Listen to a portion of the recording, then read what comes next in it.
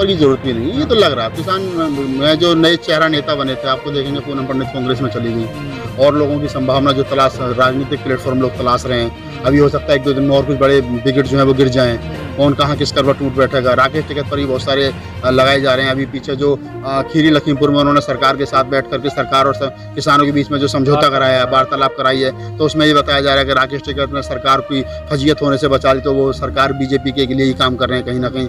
तो बहुत सारे आरोप प्रत्यारोप लगेंगे, और बहुत सारे अभी लोग हैं जो इसमें जो चेहरा बने हैं, वो हो सकता है कि राजनीतिक लाभ उठाने के लिए 2022 के चुनाव में किसी पार्टी का दामन थाम ले, तो बहुत बड़ी बात है। गियर कहा है कि रास्ते चलने के लिए होते हैं, ये बंद करने के लिए नहीं होते। उसी तहस में आकर राकेश टिकैत जी ने कुछ तंबू अपने वहाँ से हटा दिए, कैसे देखते हैं? नहीं, मैं तो रात राकेश टिकैत जी का एक इंटरव्यू देख रहा था, जिसपे वो कह रहे थे, जब पत्रकार उनसे पूछ रहा था कि आपने रास्ता खोल दिया और वो तंबू हटा दिए, तो राकेश टिकैत जी कह रहे थे कि नहीं, वो दिवाली आ रही है तो हम लोग पर्दे धोने के लिए भेजे हैं।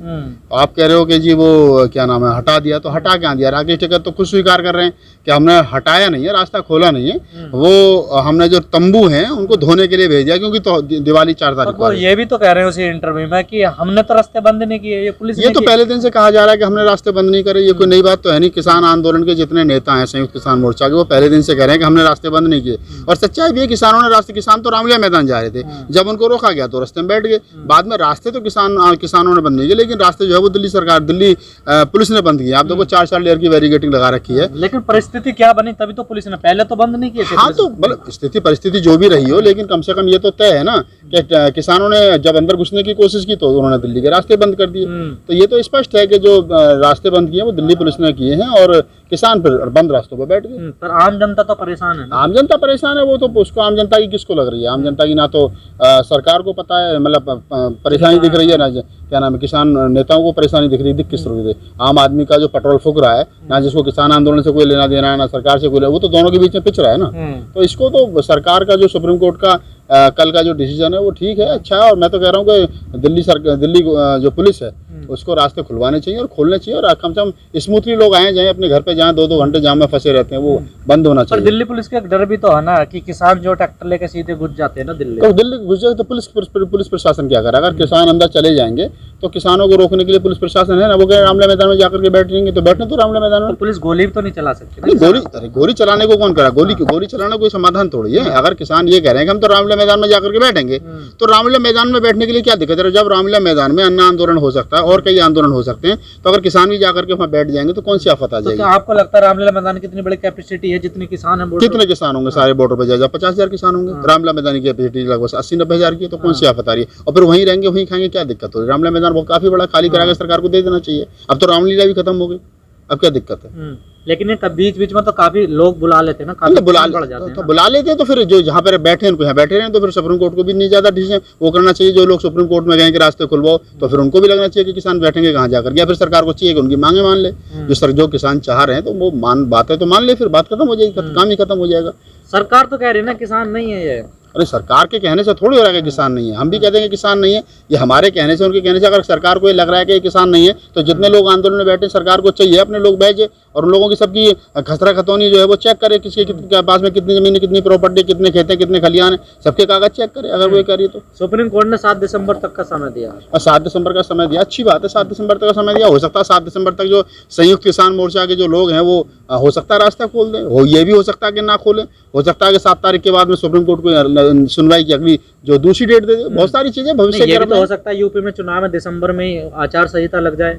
हाँ, ये भी हो सकता है कि आचार संहिता लग जाए जनवरी में, तो हो सकता है फिर कुछ हो ही ना, क्योंकि यूपी के बॉर्डर पर बैठे हैं या उधर हरियाणा के बॉर्डर पर बैठे हैं। तो बहुत सारी चीजें हैं जो भविष्य के गर्म में। मैं तो यही कह सकता हूँ कि एक एज एक्टिविस्ट के भाई किसानों को भी सोचना चाहिए। लोगों का जो है पेट्रोल फूक रहा है, लोगों को दिक्कत हो रही है। शाम को 5 बजे दिल्ली से वो निकलते हैं, अपनी ड्यूटी खत्म करके रात को 10 बजे पहुंचते हैं, लोगों को दिक्कतें हो रही हैं। दूसरी तरफ जो सरकार को भी सोचना चाहिए कि जो किसान 9-10 महीने से धरने पर बैठा तो वो क्यों बैठा है, उसकी समस्या को सुनना चाहिए। अगर संविधान आंदोलन करने की आपको अनुमति देता है, तो अनुमति ये नहीं देता कि किसी सार्वजनिक स्थल पर आप जबरदस्ती कब्जा कर ले या निश्चित ताल पर बैठ रहे हैं, निश्चित ताल पर बैठ रहे हैं। ये बिल्कुल आपकी बात ठीक है, लेकिन ये आज ही थोड़ी हो रहा है। सुप्रीम कोर्ट ने अगर 9 महीने के बाद में लोग सुप्रीम कोर्ट में गए तो पहले दिन भी जा सकते थे। 9 महीने 10 महीने का ही समय क्यों लगा? ये तो नवंबर से बैठे हैं ना, नवंबर आने वाला, तो 11 महीने हो गए। 11 महीने से जो किसान बॉर्डर पर बैठे हैं, रास्ता जाम कर रखे हैं, तो जो लोग सुप्रीम कोर्ट की शरण में अब गए हैं वो पहले भी जा सकते थे, पहले भी कह सकते थे। तो वो पहले से बैठे हैं वहाँ, उन्होंने गर्मी देखी है, बरसात देखी है, धूप देखी है, छाँव देखी है, 44-45 डिग्री पारा देखा तो -1 डिग्री भी पारा देखा उन्होंने, बारिश ओले भी उन्होंने झेले। तो किसान की समस्या को भी सरकार को समझना चाहिए। टिकट कल क्या दिखाना चाह रहे हैं? तंबू हटा कर लो जी, हम हटा रहे हैं, गाड़ी लगा दी उन्होंने जी, गाड़ी निकल ली, रास्ता अपना खोल दिया। नहीं, वो तो ये दिखाना चाह रहे थे कि हम तो अगर ये दिल्ली पुलिस यहाँ से बैरिकेडिंग हटाएगी तो हम तो 1 मिनट में यहाँ से खत्म कर देंगे, हमारा तो कोई मतलब है नहीं। लेकिन जिस प्रकार से रात में इंटरव्यू देखा राकेश टिकैत जी का, और वो कह रहे थे कि यहाँ पर जो है वो हम तो पर्दे बदलवा रहे हैं, तो उनसे भी ये भी साफ हो गया कि वो रास्ता खोलने के उधर से भी मूड में नहीं और दिल्ली पुलिस भी खोलने के मूड में नहीं है। और जो लोग सुप्रीम कोर्ट की शरण में गए हैं, अब सुप्रीम कोर्ट का क्या डिसीजन होगा, सुप्रीम कोर्ट क्या दिल्ली पुलिस से कहेगा कि आप यहाँ से रास्ता बैरिकेडिंग हटाइए तो फिर किसान हटेंगे। बहुत सारी चीज़ें हैं जिनका भी जवाब नहीं दिया जा सकता। क्या लगता है सर, इस आंदोलन का क्या अंत होगा? तो आप भी इस आंदोलन में गए? नहीं, हम तो इस आंदोलन में गए थे एज ए पत्रकार, हमने वहाँ पर रिपोर्टिंग करी थी, देखा था, सब लोगों से बातचीत करी थी, कोशिश करी थी कि ये जो ओबीसी समाज है ये किसी प्रकार से जो है वो फूले अम्बेडकरी आंदोलन को समझ सके, क्योंकि किसान जो है वो ओबीसी समाज का है। आप कितने लोग उसको समझ पाएंगे? हमने एक प्रयास किया, हम कितने सफल हुए ना हुए तो लोग बताएंगे, लेकिन यह है कि हमने कोशिश की थी, एक संभावनाएं तलाश की थी। लेकिन हमें जब लगा वहाँ पे कि नहीं, अभी इनके दिमाग में जो है वो हिंदुत्व भरा हुआ है, अभी इनके दिमाग में जो है वो जातिवाद भरा हुआ है। बात तो ये मजदूरों और किसानों की कर रहे हैं, लेकिन अभी भी इनको जय भीम से खतरा लग रहा है, अभी भी इनको फूले के आंदोलन से खतरा लग रहा है। सरकार इनके ऊपर डंडा भी मार रही है, सरकार इनके ऊपर पानी की बौछार भी मार रही है, सरकार इनको हर तरीके से प्रताड़ित भी कर रही है, सरकार इनके खिलाफ कानून भी ला रही है। लेकिन फिर भी जो सरकार, जो मनुवादी सरकार है, जिस सिस्टम से सरकार, जो नागपुर से सरकार चल रही है, उस सिस्टम पर बात करने के लिए लोग तैयार नहीं है। हमने इनसे बात करी, हमने सब तमाम नेताओं की, मेरे को कई लोग कह रहे हैं जिस प्रकार की अब घटनाएं आ रही कि किसान आंदोलन पर अब संकट है, इस टाइम बिल्कुल संकट है। जिस प्रकार से लखवीर की हत्या की गई है, उसमें किसान नेताओं को जितना मुखर तरीके से बोलना चाहिए था नहीं बोले हैं, वो कहीं ना कहीं दबी जुबान में बात कर रहे हैं। जबकि मैं समझता हूँ कि लखवीर की हत्या जिस तरीके से हुई है, तालिबानी तरीके से, उसके हाथ पैर काट दिए गए, उसकी हत्या कर दी गई, तो किसान मोर्चा को चाहिए, किसान मोर्चा के नेताओं को चाहिए था मुखर होकर के बोलना चाहिए था। सुप्रीम कोर्ट ने भी तलब टिप्पणी की है। तो ये अब लग रहा है कि हाँ, शायद ये बहुत सारी चीजें हैं, तो कि आंदोलन जितना लंबा चलेगा कहीं ना कहीं गलतियां होंगी, और ये किसान आंदोलन में गलतियां हो रही हैं। 11 महीने ऐसे आंदोलन को चलते हुए हो गए, चाहे लखवीर का मामला हो, चाहे सुप्रीम कोर्ट का जो मामला है वो हो, और बहुत सारी चीजें हैं जिस प्रकार से चीजें बिगड़ रही हैं धीरे धीरे करके। हो सकता है आने वाले समय में और ज्यादा बिगड़े, तो किसान आंदोलन के खिलाफ बहुत सारी चीजें चली जाएं। अब दलितों में बहुत ज्यादा रोष है, गुस्सा है इस बात को लेकर के कि हम इस आंदोलन के साथ खड़े रहे।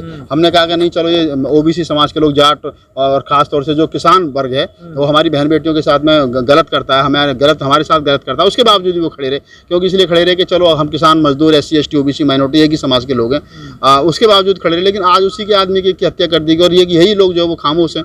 जब तुम्हारे ऊपर लाठियां पड़ रही थी सरकार की, तो दलित समाज तुम्हारे साथ था। आज दलित समाज के सेवादार की हत्या कर दी गई निहंग सिखों के द्वारा, तो तुम बोल तक नहीं रहे हो। तो फिर तो कहीं ना कहीं तो ये लग रहा है ना कि इन फ्यूचर जो है वो जो खाई पटनी नजर आ रही थी कि ये दलित समाज और OBC समाज साथ साथ आएगा, वो फिर दोबारा इसमें। कई लोग जो बुद्धिजीवी लोग लिख रहे हैं कि 1 दिसंबर से लगता है कि आचार संहिता लग जाएगी और क्लियर हो जाएगा कौन किसान किस पार्टी के साथ है, और वहीं आंदोलन देखिए, ये तो 1 दिसंबर की जरूरत भी नहीं है, ये तो लग रहा है। किसान में जो नए चेहरा नेता बने थे, आपको देखेंगे पूनम पंडित कांग्रेस में चली गई, और लोगों की संभावना जो तलाश, राजनीतिक प्लेटफॉर्म लोग तलाश रहे हैं। अभी हो सकता है 1-2 दिन में और कुछ बड़े बिगड़ जो है वो गिर जाएं, कौन कहाँ किस करवट टूट बैठेगा। राकेश टिकैत पर भी बहुत सारे लगाए जा रहे हैं। अभी पीछे जो खीरी लखीमपुर में उन्होंने सरकार के साथ बैठ करके सरकार और किसानों के बीच में जो समझौता कराया है, वार्तालाप कराई है, तो उसमें ये बताया जा रहा है कि राकेश टिकैत ने सरकार की फजीयत होने से बचा ली, तो वो सरकार BJP के लिए ही काम कर रहे हैं कहीं ना कहीं।